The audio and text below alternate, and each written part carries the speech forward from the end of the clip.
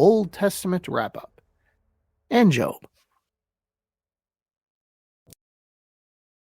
So this is the end of the Old Testament. The final episode of the Old Testament. Congratulations. And before proceeding, though, let me confess something here. I completely forgot someone. Just completely overlooked an Old Testament figure. Just went right past him without so much of a mention. And fittingly, that person is Job. So in addition to the plagues and disasters and all of that, add this to the list of Job's indignities. I completely overlooked him, forgot about him completely. I was trying to do the Old Testament more or less chronologically, and that puts Job way back in the early episodes, so here's what I'll do here. I will wrap up the Old Testament as promised in the title, but first, I want to go over the Islamic Job. As I'm sure most of you know, Job was that figure in the Bible who was in the middle of a bet between God and Satan. And Job was basically tortured so God could prove just how great and faithful of a man that Job was. And Job is a particularly fascinating character for our times, for modern times, the times that we live in, which makes it even more extraordinary that I actually overlooked him. I can't believe I did that. For one thing, Job's story is focused on the individual, just like the times that we live in. It's about the person of Job. It's not about a nation or a group of people. It's about one person, the individual, which is the primary unit of modern life. At least it is in my part of the world. We see ourselves mainly in relationship to ourselves, our goals, our desires, our lived experience, and so on. Now, I'm not saying that's a good thing. Really, most of it is a bad thing. But nonetheless, it is the world that we currently live in. And speaking of things that are bad but are simply a reality of modern life, the questioning of God has never been more popular. The arrogance of the creation toward the Creator continues with little sign of abating. And that's a theme in Job. The arrogance of human beings. And really be honest here. Have humans ever been more arrogant than they are right now? Just in terms of pure knowledge, our species has never known more than it knows now. It has never had more data than it has now. Now, the criticism would be that we're pretty light on truth and heavy in knowledge, but in terms of just knowledge, real and imagined, we've never had more. And we see the growth of exceptional technology, and then we begin to think that, hey, you know what? Look at what we have, and then look what they had back then. And we start to think that we know so much more than the ancients know. Now, in a way, like I said, that's true, but in other ways, it's a mirage as well. It's a modern fantasy, a tall tale for gullible and arrogant fools. I was thinking about this a while back as I was going through a museum, just thinking about what do we really know in our spectacular modern times. I'm going through this museum. Shout out to the Field Museum in Chicago. They do amazing work. I'm walking through this exhibit on natural history, and it was spectacular and captivating, complete with sets of dinosaur bones and what seemed like a few thousand fossils.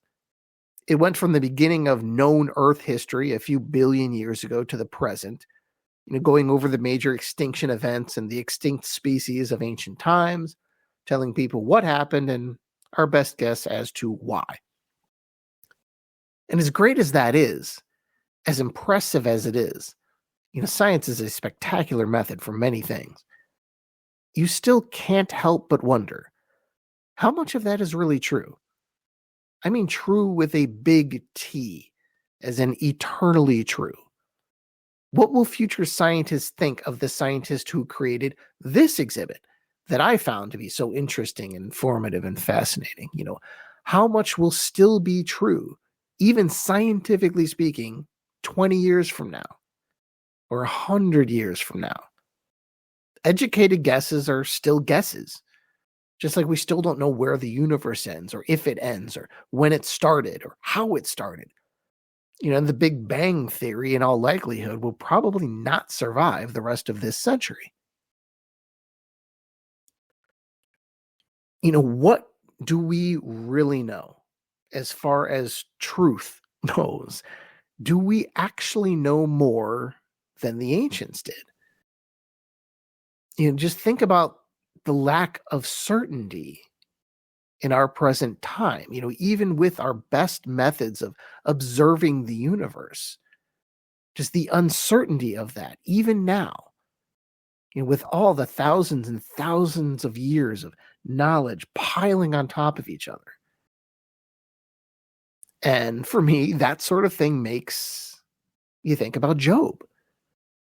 Job, who, like us in modern times, with his incomplete knowledge, his finite time frame, his mortal limitations, and yet he is still questioning God about how God is running the universe, just like we do, questioning God on his creation.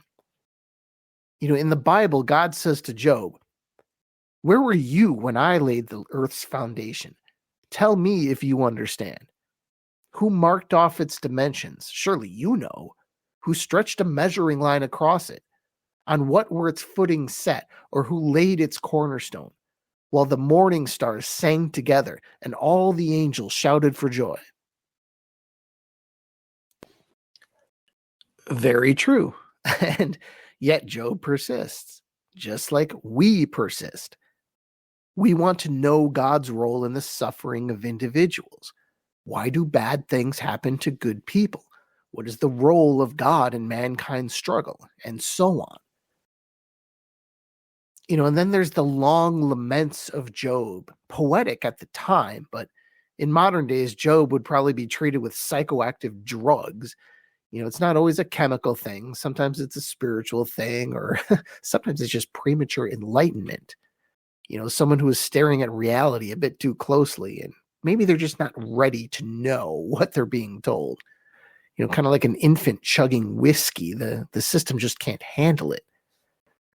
And the point is, when you go over Job for all these many reasons, it's very stunning how relevant this all is to modern life. It's scarily so.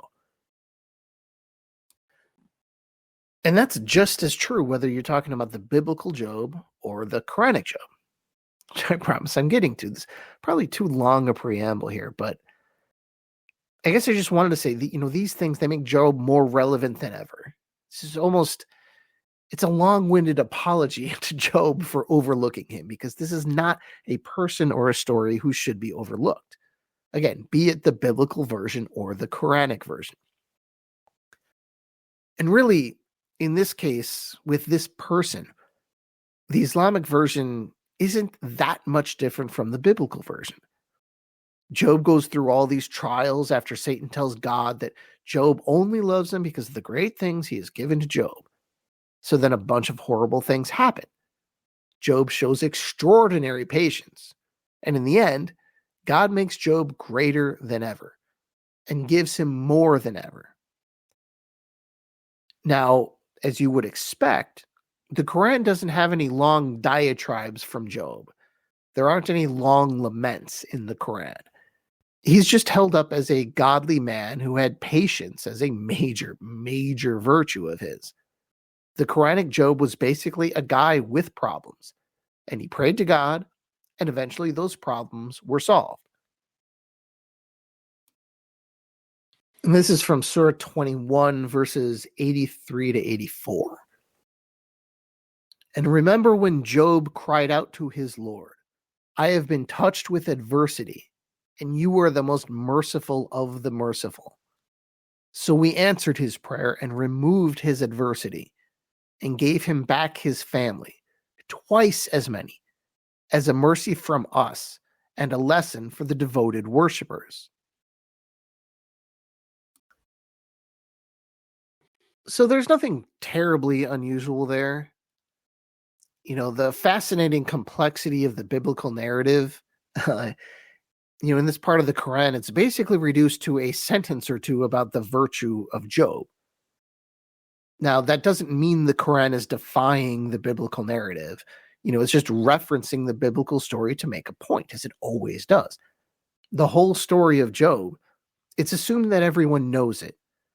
There are many instances like this, where the Quran is not just going to repeat the entire story. It would almost be a waste of space. And, theoretically, every word that's coming through is a tax on Muhammad. So you probably want to be economical with it. You can think of it almost as a footnote that could easily read, see passage XYZ in the Bible. Here's another Quranic reference to Job. This is Surah 38, verses 41 to 44. And remember our servant Job, when he cried out to his Lord, Satan has afflicted me with distress and suffering. We responded, stomp your foot. Now here is a cool and refreshing spring for washing and drinking. And we gave him back his family, twice as many, as a mercy from us and a lesson for people of reason. And we said to him, take in your hand a bundle of grass, and strike your wife with it, and do not break your oath. We truly found him patient. What an excellent servant he was. Indeed, he constantly turned to Allah. Now that last part, that's very interesting. Let me repeat that last line. And we said to him, take in your hand a bundle of grass and strike your wife with it. Do not break your oath. We truly found him patient. What an excellent servant he was. Indeed, he constantly turned to Allah. So what's going on with the grass? This is where it certainly diverts a bit from the biblical story. Why is it that Job needs to hit his wife with a bundle of grass? Well, the Quran there is actually referencing a detail of the Job story that we could only guess was common in the area. I don't recall seeing it in the biblical story, but it must have been known to people. So as the Muslim story goes, at one point, Job's wife becomes so upset at all that they have lost and all that's going on.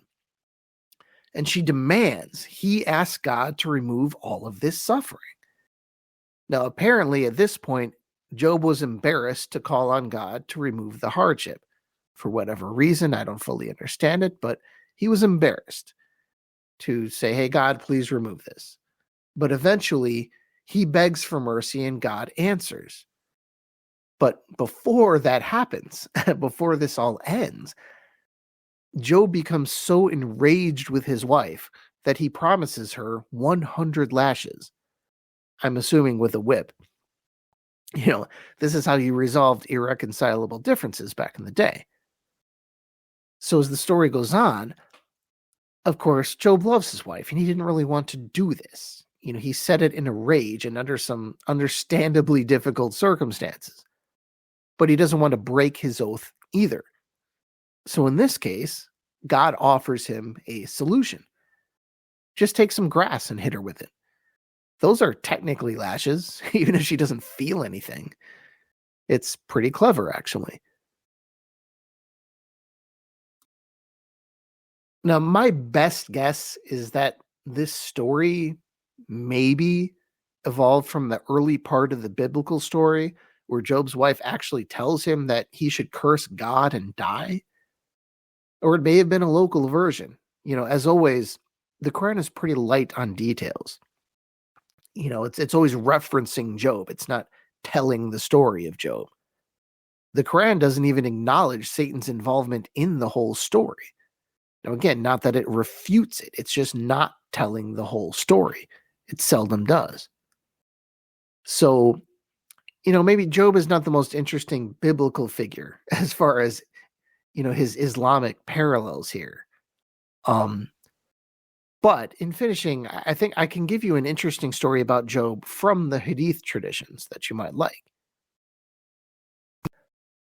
This is from the Sahih Bukhari collection, I believe number 3391.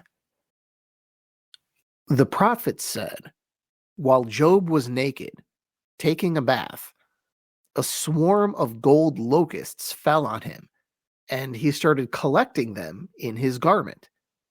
His Lord called him, "O Job, have I not made you rich enough to need what you see?" Or not need what you see? And Job said, "Yes, O Lord, but I cannot dispense with your blessing." So Job has plenty, but he's not going to say no to having a little more. So what is the lesson here? I can't tell you for sure. I suppose maybe it's teaching you to use all that God gives you and not to waste it. But it also comes off as a kind of a religious joke, like religious humor almost, a classic non sequitur of comedy, with Job delivering the punchline. As in, you're expecting it to be a lesson on greed, but then Job turns it around on God and says basically, well, it would be blasphemy to waste anything that you're giving me, so I'm going to take your golden locusts and add them to my already large pile of wealth. Well, I'm not drawing any large lessons from that. This could mean a zillion different things. There's so many hadiths. It's very hard to find commentary on all of them. I just thought it was an interesting story. Certainly more unique than the Quran's mentions of Job. But I suppose that's fitting, with how we're ending the Old Testament here. Job is just another in a long line of Old Testament figures who, more often than not, find their Quranic versions to be simplified and sanitized compared to the biblical accounts. Just remember the stories we have heard and how the Islamic version changed, starting with Adam. There's no fall, there's no real allegory about the nature of human beings, really. It's just setting up a dynamic of good versus evil for the world to come. The dynamic of Satan versus Adam and Adam's descendants. Now, the Quranic story is complex and poetic, but the focus of that complexity is not Adam. It's Satan and the angels and the world. It's the nature of evil. It's about how the devil became evil. Jealousy at the undeserved status of humans and an unwillingness to submit to God. And, the creation of the dynamic in which Islamic theology operates. The focus is not on a mistake that Adam made, like it would be in the Bible, but rather as a righteous creation of God who was put in charge of the earth. I mean, really, you can barely even call Adam the main character of the Quranic story. He doesn't really move the events move around him. And then there's Noah. Noah was simply a righteous man, even if all his family members were not.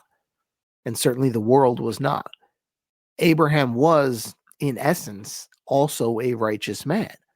None of the iffy parts about being so afraid of the king that he calls Sarah his sister, and Abraham certainly looks better with the whole Hagar and Ishmael situation in the Islamic version as well. And Joseph got his own surah, and he's pretty much entirely righteous in both the biblical and the Quranic tellings. But even the Quranic version manages to improve it, improve his image, so to speak. He comes off a tad better, a tad more righteous, and even more sensitive to Benjamin's feeling in the telling of, the endgame when all of his brothers are there. Now, Moses might be an exception to this pattern, particularly given the Al-Khadr story, where he does look pretty dumb. But the pattern continues with David and his son Solomon. By the way, I should say, don't view Moses just from the Al-Khadr story. He has his moments in the Quran. It's not just that. And as I said, when I went over the Al-Khadr story, the character of Moses is pretty incidental. It really could have been anybody. Anyway, but the pattern of making prophets look better, it continues with David and his son Solomon.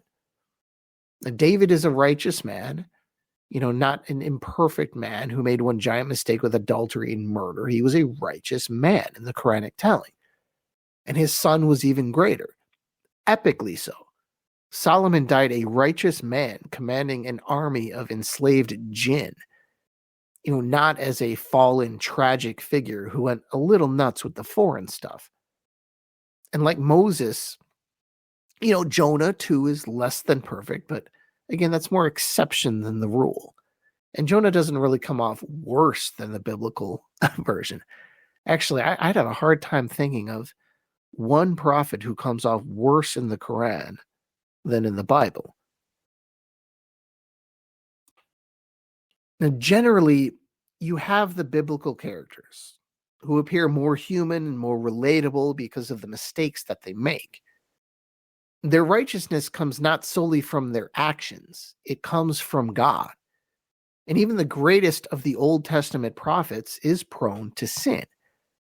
And it's not hard to see where the Christian view of humanity comes from here. If even Moses was a sinner, what does that say about us? About the common man, the common person? Even the very first person in paradise with only a single stupid temptation, he failed the test. So what does humanity need?